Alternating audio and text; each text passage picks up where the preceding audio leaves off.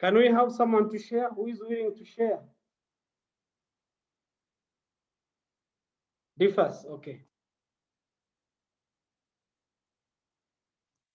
So you can share your screen.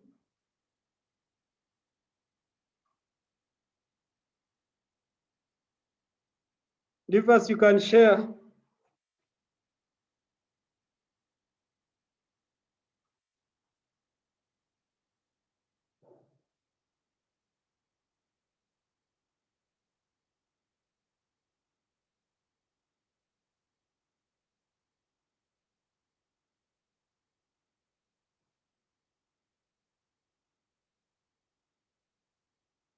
Hey, there's no one who has done this illustration.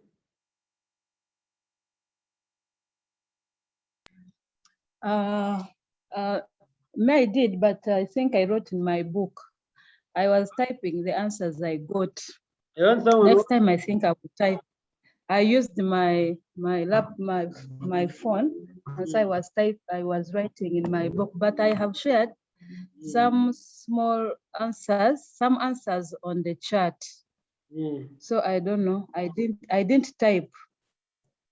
Is there anybody who typed?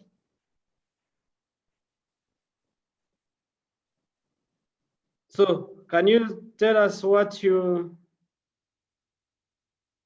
got as your raw material inventory holding period? How many days? What did you get here? From Irene here. The raw material inventory holding period. I got 18.25 days. 18.25. So roughly that is 18 days. Eh? Yes. Then work in progress. Work in progress, I got 20 days. 20 days. Yes. The rest are also confirming. Then finished goods inventory holding period. I got. I think if you rounded off the work in progress holding days, it would be 21 days because it was 20.63 for me. Oh yeah, sure, that's correct. Then the finished goods inventory holding period. It's 29 days. 29. Then maybe someone can confirm that. Trade receivable. The trade receivable 49. 40. It's 48.6 recurring, but then when you round off, it can go to 49.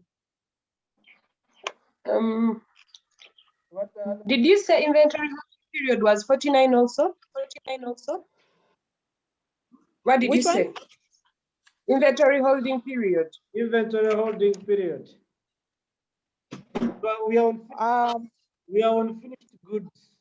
The inventory. No, I want to hear the figure she has.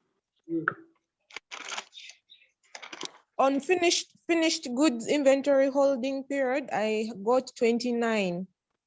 Okay, that's correct. Yeah. But when trade receivable days, I have 61 days. Trade receivable, I have 48.6 recurring. I also have 61. I have 61. I'm confirming 61. Oh, okay. Irene, did you do on trade receivables? What did you divide by on? I divided by the 80%. Is it 80% something? 80% of 24. Then what is the 80% of your 80%? Oh, I hadn't converted that. Sorry. All right. Because you need to base on the credit sales, eh? Yeah, sure.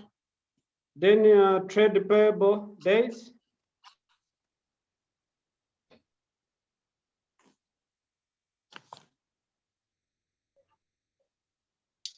I have 41 days. Also 41. I also have 41. Any inventory turnover?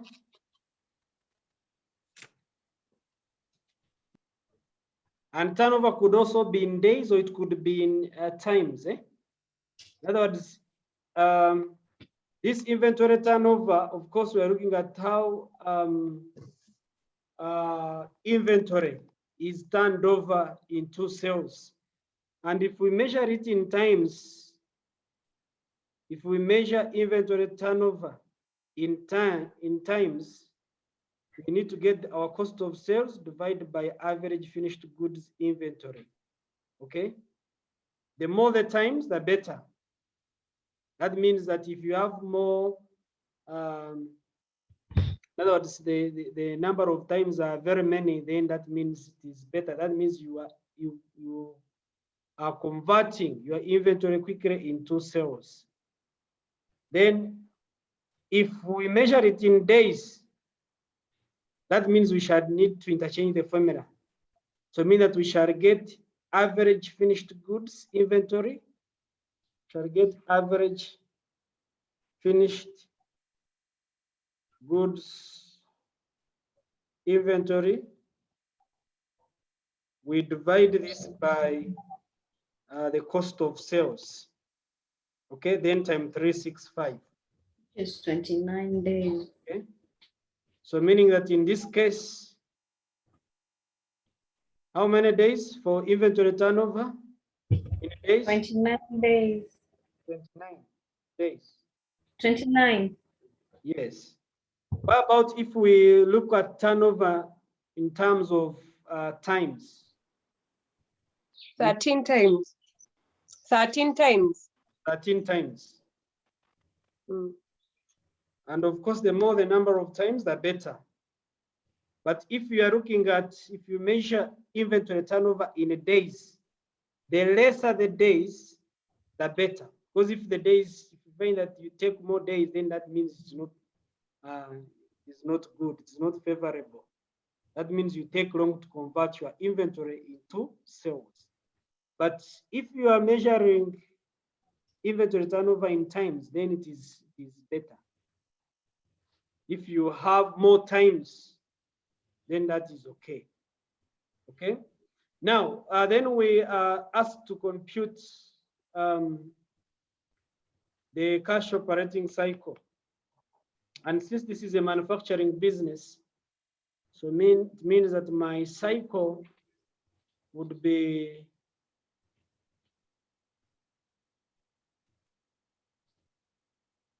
I'll get my raw materials inventory holding period.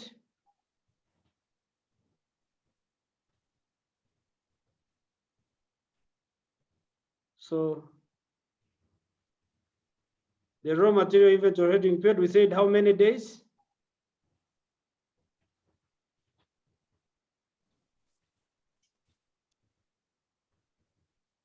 $18 days.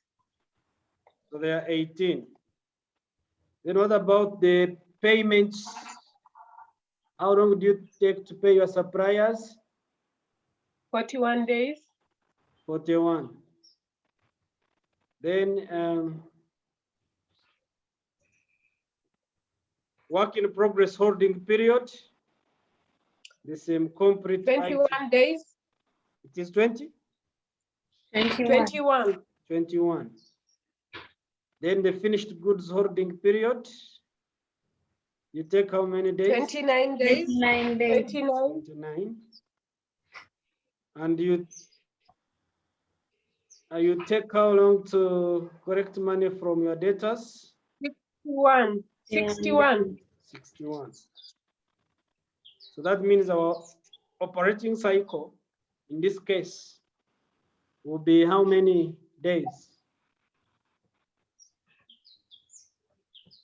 88 days. 88 days. Now, what would you conclude when you look at this?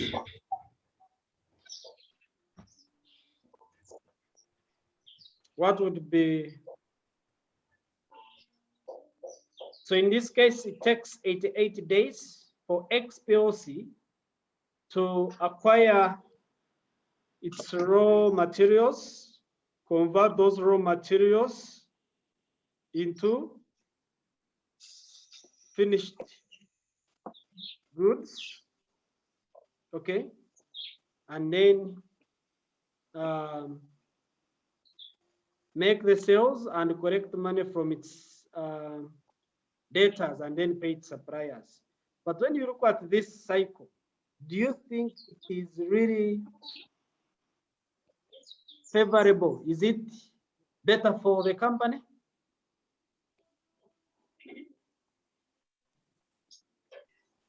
I think when you look at the payable days and receivable days, he takes only 40 days to pay back the payables. And yet for him, he takes they take 61 days to receive money from their the people they sold it to. So I'm thinking he's getting money outside somewhere else, not his working capital is, I think he has an issue with managing the trade receivables and trade payables.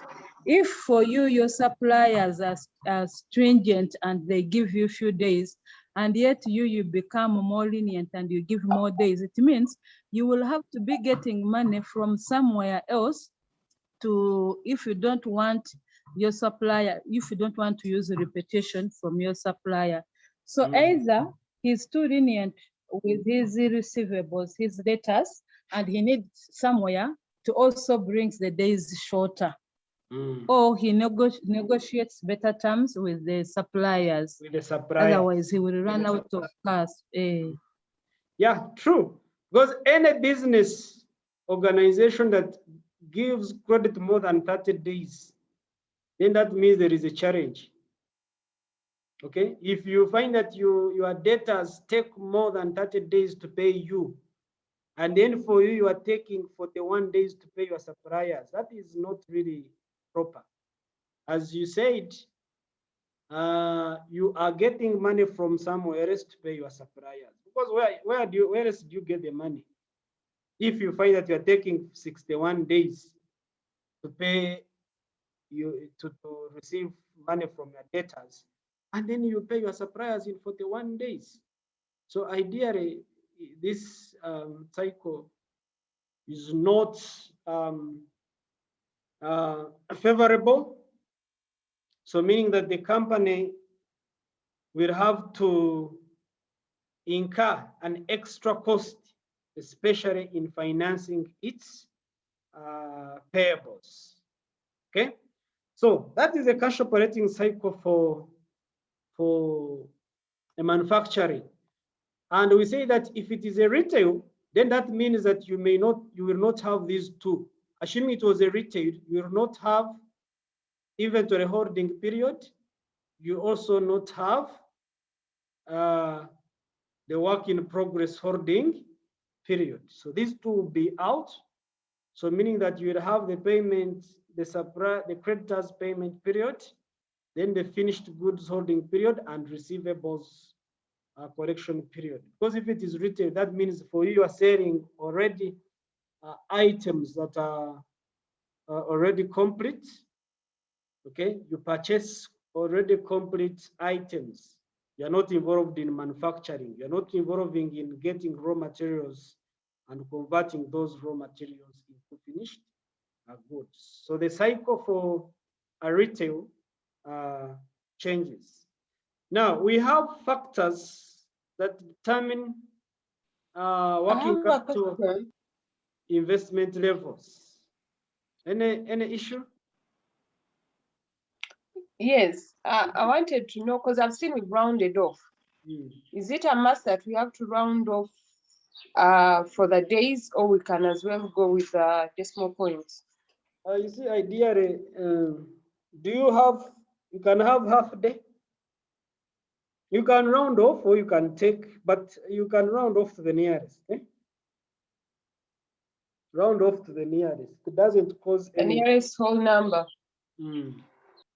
Because the decision still remains the same. I don't think by rounding off, that will be much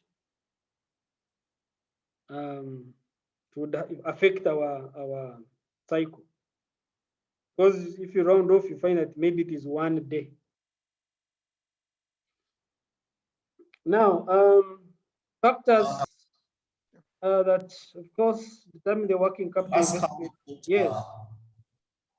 The first question of the raw materials inventory holding period, which figures did we use to come up with the 18 days? Because I think I used wrong figures. This one, the raw material inventory holding period, we say that is average inventory held divided by material usage. And I can see material usage 20 million. Material usage is 20 million.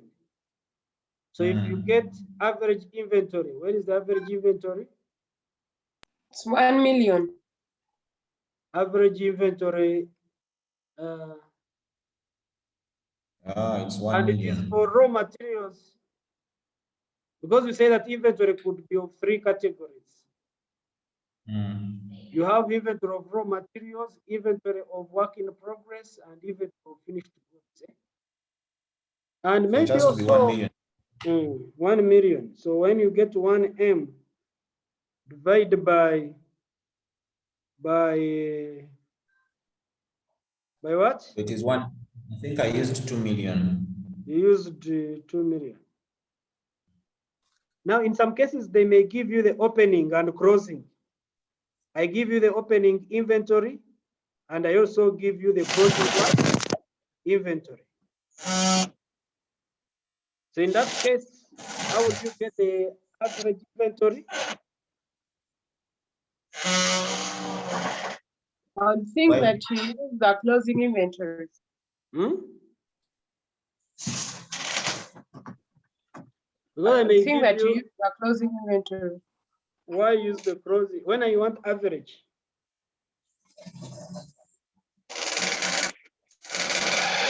I may give you 2 comparative years. I give you like 2021. Then I also give you inventory for 20, maybe 2020. If you know the average, then it would be you add and divide by the number that by 2. And divide by 2. So please take note of that, because in the future you may find you've been given the opening and the closing.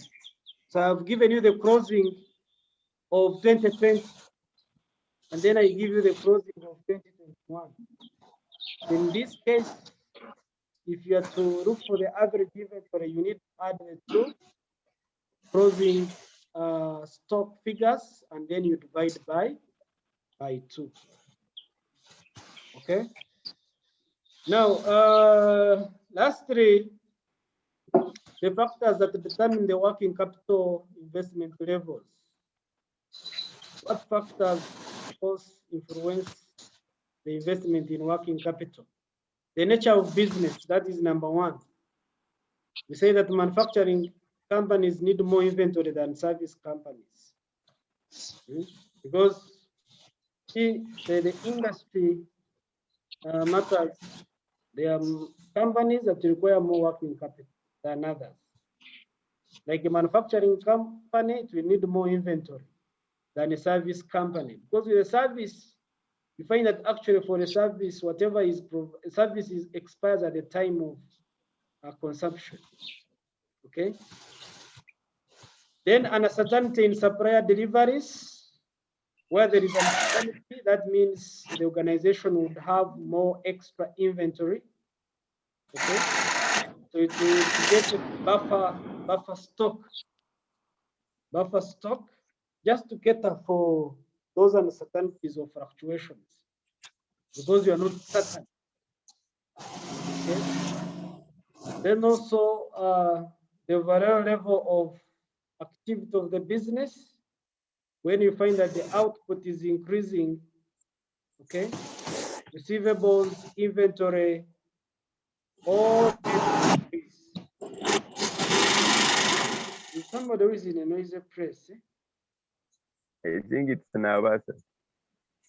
Navas, Sir, I hear you're opening, closing doors. What is the problem? You mute your microphone if you are. okay, sir. I was trying to follow, but it's the door that is disturbing us. Thank you. So then also the credit policy. The faster the company's policy, the lower the level of receivables, especially if you find that you have got a strict credit policy. That means you will have lower level debtors. But remember, we said that as you set the credit policy, you need to really be extra careful in that you do not become too strict. Because if you become too strict, people will just leave you. So you need to ensure that at least it is not strict. It is also not lenient. Should be 50-50. Not too lenient, not too strict. Otherwise, if it is strict, then that means you have customers will run away. Okay. Then the length of the operating cycle itself, the longer it takes to convert materials into finished goods into cash, the greater the investment in working capital. Because if you find that you take long to process your raw materials into finished goods, that means that you will need greater levels or greater investment in working capital. Then the supplier's credit policy.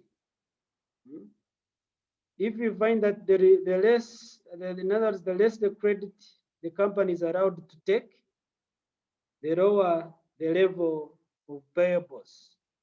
And of course, that would imply that you will invest heavily in working capital. Because that means if the suppliers are unwilling to give you credit, then you must have enough sufficient resources to acquire the supplies. Okay.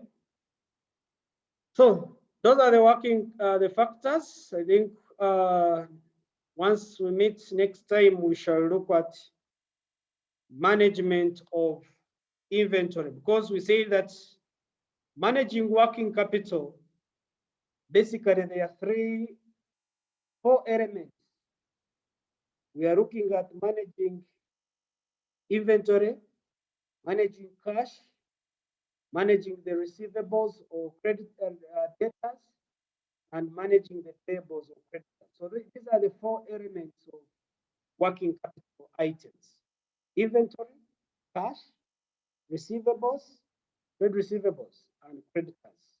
So once we meet next Saturday, we should be able to look at inventory management before we move on to the other working capital items.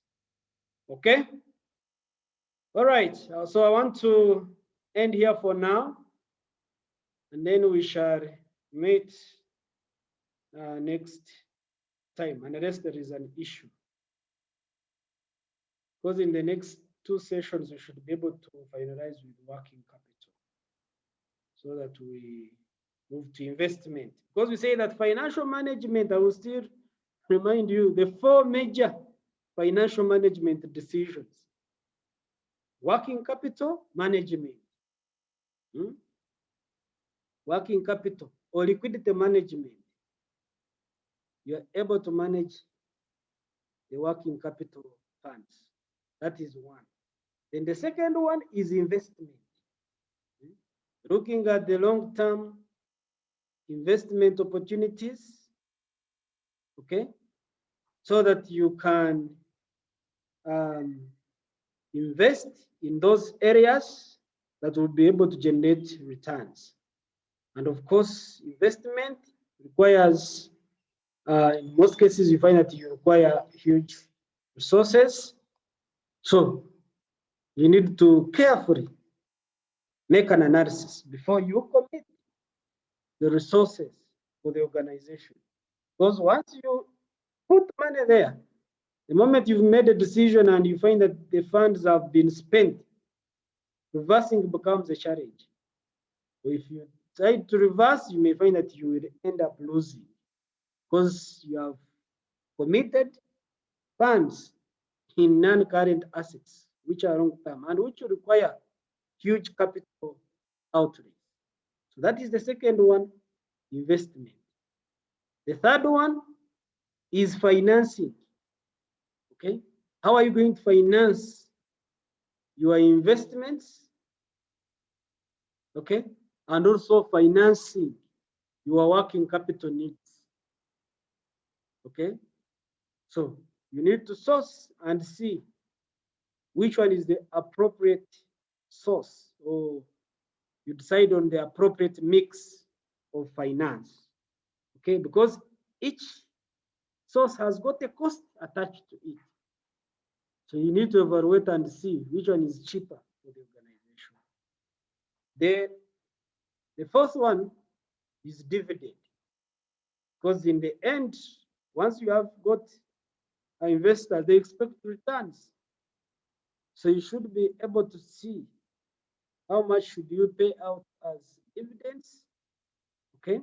And then how much should be retained so that you can reinvest it in the business for it to grow. So those are the four key major financial management decisions, okay? And of course, which are very key for a financial manager, okay?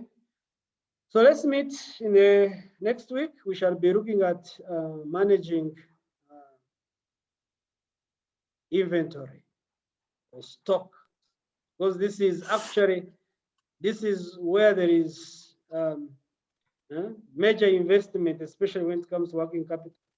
You find that you've invested almost all manufacturing companies. They are carrying inventory that is equivalent between 50 to 100% of the revenue of the business.